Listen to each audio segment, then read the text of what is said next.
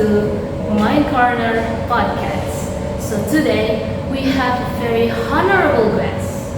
Please welcome the Minister of Maritime Affairs, Ms. Deswita. Good morning, Ms. Hello, good morning, Naurah.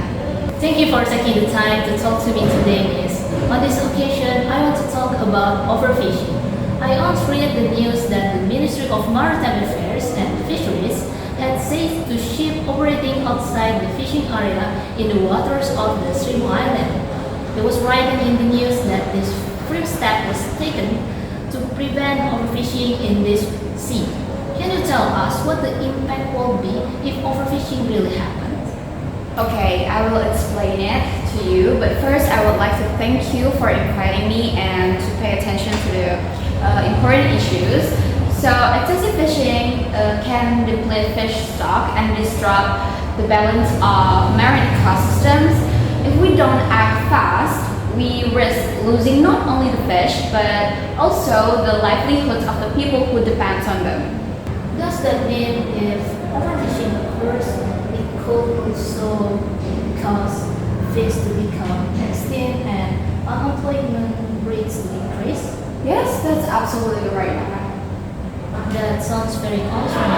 Apart from that, Miss, I have also heard that people who overfish usually use tools such as seines to catch a lot of fish. How does it affect marine habitats? So, overfishing methods like this can damage seaweed habitats such as coral reefs and seagrass beds. The damage eliminates habitats founding grounds and the protection for fish and other marine species. Wow, I think that's very detrimental. I've heard that coral reef only grow 1 centimeter each year. If overfishing causes coral reefs to be damaged, I think this action really needs to be followed up. Yes, that's right. That is why we at the ministry always try our best to protect and prevent this action from happening. That makes sense, but with overfishing, certain species become very vulnerable, right? What species are at risk in cases like this?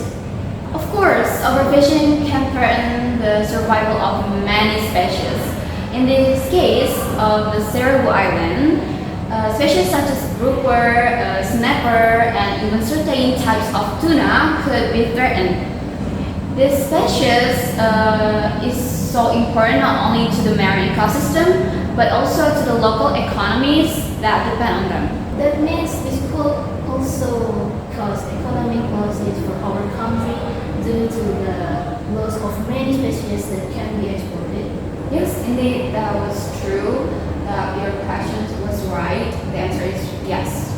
Speaking of sustainability, how does the ministry ensure that overfishing practice do not occur by supporting sustainable fish research for the future? To ensure continuity, we patrol to the sea as we have done in the XII Island, as the news you read. In this way, we can protect our marine resources for future generations. I'm glad to hear that the ministry is taking concrete action to protect our oceans. I hope that apart from patrols, the ministry will also always enforce the law against perpetrators of overfishing. Of course, we always have to enforce the law against perpetrators of excessive fishing.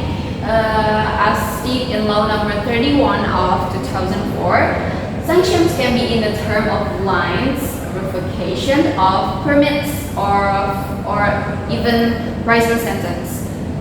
Before closing this podcast, is there a message you want to convey to the public regarding this issue, Miss? My message is simple. Overfishing is not just an environmental problem. It's about the survival of our communities and our economy. By supporting sustainable practices and following regulations, we can ensure that our oceans remain abundant and healthy for years to come. Thank you, Miss. This topic is very important to be discussed and known for many people. Thank you for coming to my podcast. Thank you for Naurah and the rest of the crew of my Corner podcast too for inviting me, and together we raise self-awareness for our nature ecosystem. That's our conversation with the minister. Hope this podcast can be useful for you guys. Thank you and see you on the next podcast.